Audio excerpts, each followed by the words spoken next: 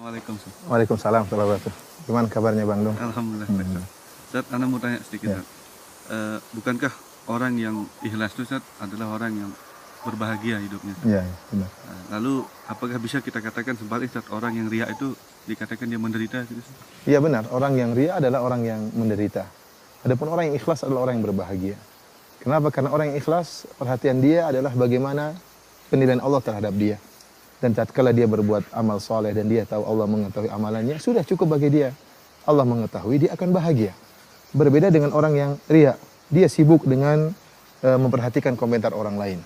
Oleh karena di antara definisi ikhlas yang disebutkan oleh para ulama adalah nisyanu ru'yatil khalq bidawamin nazar ilal khaliq. Yaitu seorang melupakan pandangan manusia, melupakan komentar manusia. Kenapa? Karena dia senantiasa sibuk ingin mengetahui bagaimana komentar Allah tentang dirinya. Dan tatkala dia sudah tahu bahwasanya Allah mengetahui dia beramal soleh, maka dia akan bahagia. Dia tidak pedulikan dengan komentar orang lain. Orang yang ria, dia sibuk. Kenapa? Tiap hari bagaimana komentar orang, bagaimana pujian orang, bagaimana celaan orang. Dia senantiasa mengikuti ya komentar-komentar orang lain. Orang seperti ini akan senantiasa gelisah dan tidak bahagia. Penderitaan itu seperti apa, Ustaz? Artinya penderitaan di dunia bagaimana dan di akhirat nanti bagaimana? Iya, benar. Orang yang ria, dia akan menderita di dunia sebelum menderita di akhirat.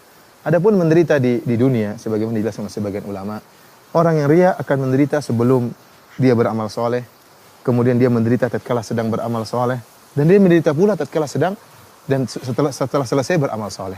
Sebelum beramal soleh dia akan sibuk bagaimana mempersiapkan amalan dia agar dilihat oleh banyak orang. Ya. Dia mempersiapkan. Jika dia seorang dai maka dia sibuk bagaimana bisa menyampaikan dengan baik. Bagaimana sound systemnya bisa dengan baik, bagaimana bisa menghadirkan banyak orang. Ya, dia sibuk. Orang yang bersedekah pun demikian. Dia ingin atur bagaimana agar tatkala dia bersedekah diketahui oleh banyak orang. Sehingga sebelum dia beramal soleh dia sudah gelisah. Kemudian tatkala dia sedang beramal soleh pun dia gelisah. Dia lihat apakah orang-orang sedang hadir memperhatikan dia. Seorang dai yang ria, dia lihat apakah yang hadir banyak atau tidak. Kalau ternyata yang hadir cuma sedikit, maka dia gelisah. Kenapa? Pujiannya apa yang diharapkan dari sedikit orang ini. Tetapi tatkala yang hadir banyak, maka dia bahagia.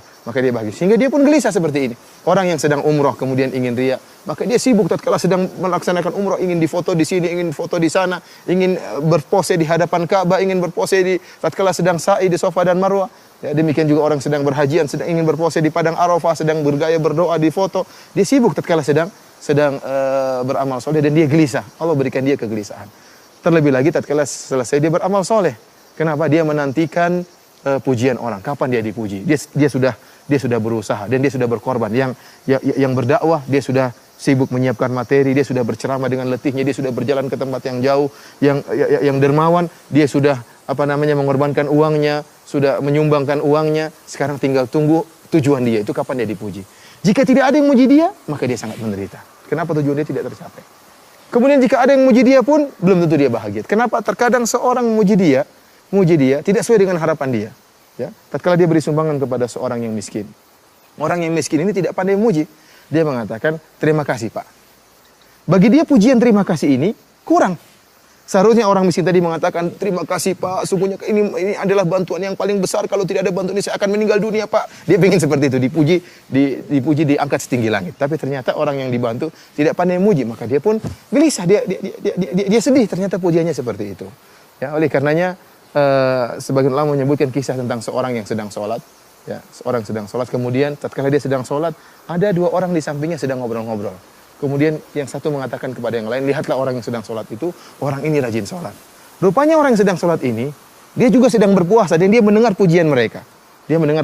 Tatkala dia tahu pujiannya masih kurang, ada dia sedang berpuasa, mereka tidak tahu, maka dia pun mengatakan, membatalkan sholat. Dia mengatakan, "Saya juga sedang berpuasa." Agar mereka tahu bahwasanya dia bukan cuma sedang sholat, tapi dia juga sedang berpuasa. Kenapa? Dia tidak puas dengan pujian yang tidak sesuai dengan dia harapkan. Oleh karenanya orang seperti ini gelisah. Kemudian tatkala dia dipuji pun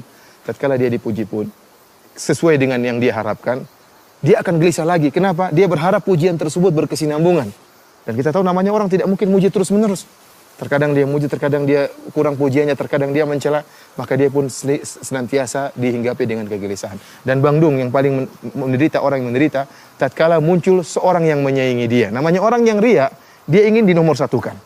Seorang yang penyumbang, donatur, Tatkala ada orang yang menyaingi dia ternyata juga memberi sumbangan sebagaimana sumbangan dia atau lebih daripada sumbangan dia, maka dia merasa direndahkan. Tatkala itu dia sangat gelisah dan muncullah hasad dari dirinya, muncullah dengki dari dirinya. Tatkala dia melihat orang tersebut yang lebih hebat daripada dia dalam sumbangan, maka dia ingin orang tersebut segera celaka, orang tersebut segera miskin. Ini penderitaan yang luar biasa yang dihadapi, yang dirasakan oleh seorang yang riya. Demikian juga seorang dai. Seorang dai yang ternyata tujuan dia bukan ilallah, bukan kepada Allah, tapi dia menyuruh manusia untuk berdakwah kepada dia.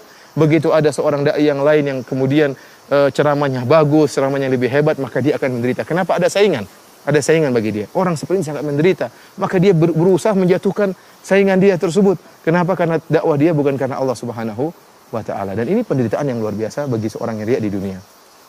Yang di akhirat. Oh iya, yang adapun penderitaan seorang yang riya di akhirat, ya. Maka penderitaan mereka bertubi-tubi orang-orang yang riya.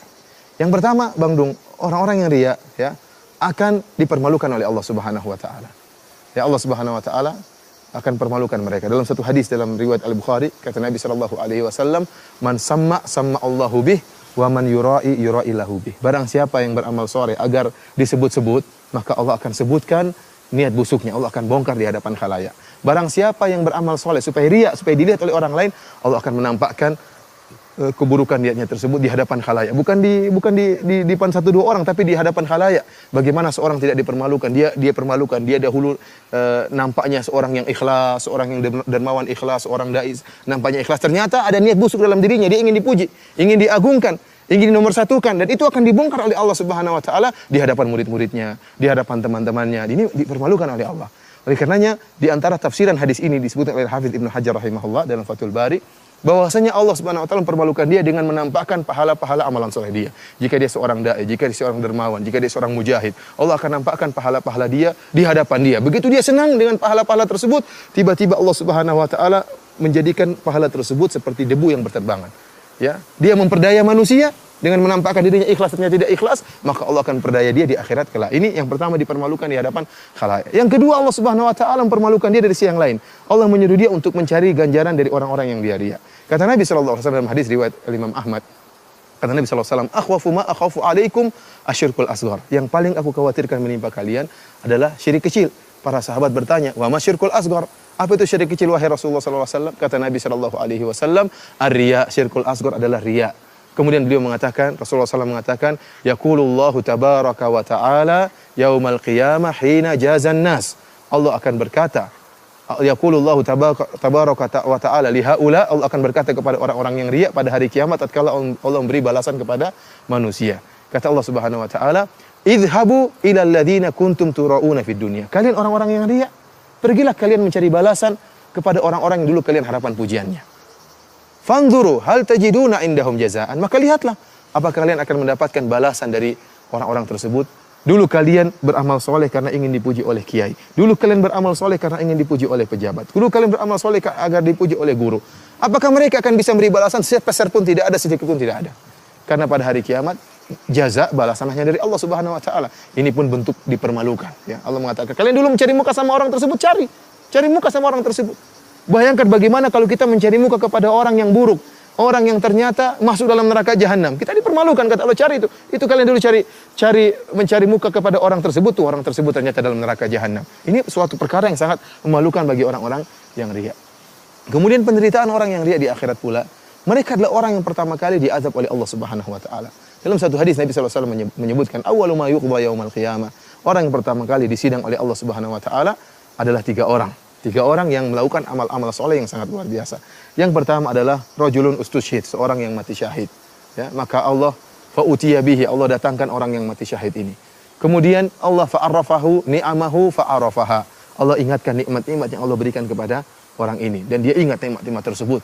Ya, Allah jadikan dia seorang pemberani, Allah jadikan dia seorang yang pandai menggunakan senjata. Ya, maka Allah bertanya, "Wa ma amilta fiha?" Apa yang kau lakukan dengan nikmat-nikmat tersebut? Kata dia, "Qataltu fika hatta stusyhid." Ya Allah, aku berperang ya karena engkau sampai aku meninggal dunia. Kata Allah Subhanahu wa taala, "Kadzabta, engkau dusta. Walakin qatalta liyuqal annaka jari." Tetapi kau berperang supaya dikatakan kau seorang pemberani, wa qad qil, dan telah dikatakan. Lihatlah Bang Dung bagaimana seorang yang riya, dia rela mengorbankan bahkan nyawanya. Ini saya sangat takjub dengan hadis ini. Ini orang dia berjihad. Buat apa? Supaya dipuji. Liyura makanahu, agar orang ketahui kehebatannya. Orang mengetahui kepandaian dia memainkan senjata. Dia rela mengorbankan yang paling berharga dalam dirinya itu nyawanya. Demi untuk apa? Demi untuk dipuji. Kemudian dia dipujinya bukan sekarang setelah meninggal dunia baru dipuji. Apa yang dia dapatkan dari pujian tersebut sudah meninggal dunia. Namun bagi dia tidak jadi masalah dipuji tatkala masih hidup ataukah setelah meninggal dunia, yang penting dia dipuji. Oleh karena Syekhul Islam Ibnu Taimiyah rahimahullah menamakan penyakit seperti ini penyakit riya syahwatun khafiyah.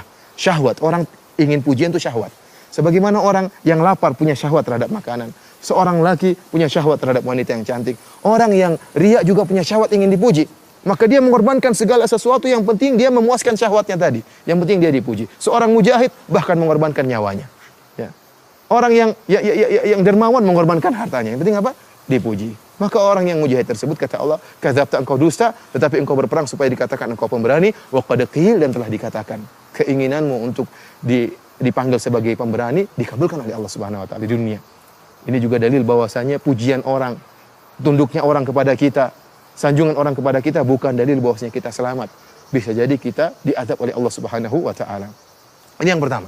Yang kedua, Bang Dung, adalah kata Nabi sallallahu alaihi wasallam, rajulun ta'allamal ilma wa 'allamahu wa qara'al Qur'an. Seorang yang belajar ilmu. Yang kedua adalah ustaz atau kiai yang dia belajar ilmu. Namun niatnya bukan karena Allah Subhanahu wa taala. Bayangkan seorang untuk menjadi ustaz, luar biasa pengorbanan. Dia harus belajar, harus bangun malam, kemudian harus menghafal Al-Quran, harus menghafal hadis-hadis Nabi SAW, harus menghabiskan waktu banyak untuk membaca buku-buku para ulama, kemudian dia kemas dalam suatu ceramah yang indah. Ternyata niatnya bukan karena Allah Subhanahu wa taala supaya ingin dipuji. Ya. Dia bukan menyeru kepada Allah tapi menyeru kepada dirinya. Ya, buktinya kalau ada orang dai yang lebih bagus atau dai yang menjadi saingan dia, maka dia pun benci. Kenapa orang-orang mulai pergi ke dai yang lain? Seharusnya dia bahagia kalau ada dai yang lain. Karena tugas dia berkurang. Seharusnya dia berdakwah 1000 orang, ternyata 500 orang pergi ke dai yang lain. Namun karena dia niatnya bukan karena Allah tapi karena dakwah kepada dirinya, maka dia akan menderita. Orang seperti ini, ya dia belajar ilmu. Ya, kemudian Allah ingatkan tentang nikmat-nikmat yang Allah berikan kepada dia. Mungkin suaranya yang indah dalam baca Al-Quran, kemudian kecerdasannya, kekuatan hafalannya. Maka Allah bertanya, "Wa ma amilta fiha?" Apa yang kau lakukan dengan nikmat yang aku berikan kepada engkau?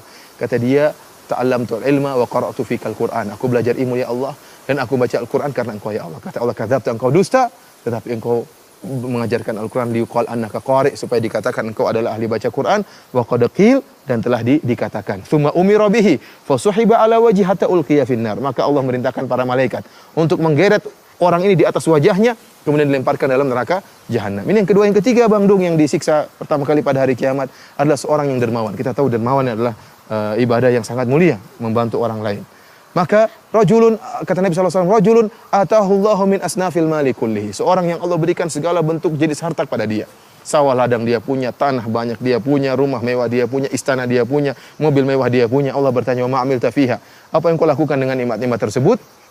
Kata dia, "Ma min sabilin tuhibbu an yunfaqa fiha illa anfaqtu fiha." Ya Allah, tidak ada satu jalan kebaikan yang kau suka aku berinfak di jalan tersebut kecuali aku akan infakkan. Artinya apa, Bang Dung? Ada anak yatim yang minta saya bantu. Ada orang ingin bangun pondok, saya bantu. Ada orang ingin bangun masjid, saya bantu. Ya Allah, orang ingin dakwah, saya bantu. Semua jalan kebaikan saya bantu. Karena engkau ya Allah.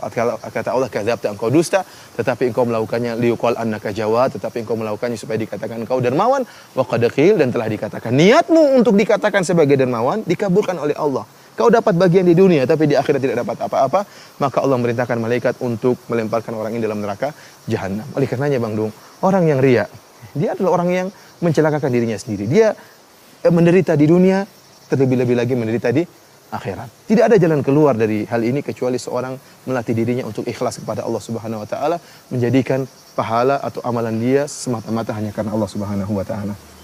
Jazakallah khairan karena sudah paham apa yang antum sampaikan. Ya, semoga Allah Subhanahu wa taala menjauhkan kita dari penyakit riya dan menjadikan kita orang-orang yang ikhlas. Assalamualaikum warahmatullahi wabarakatuh.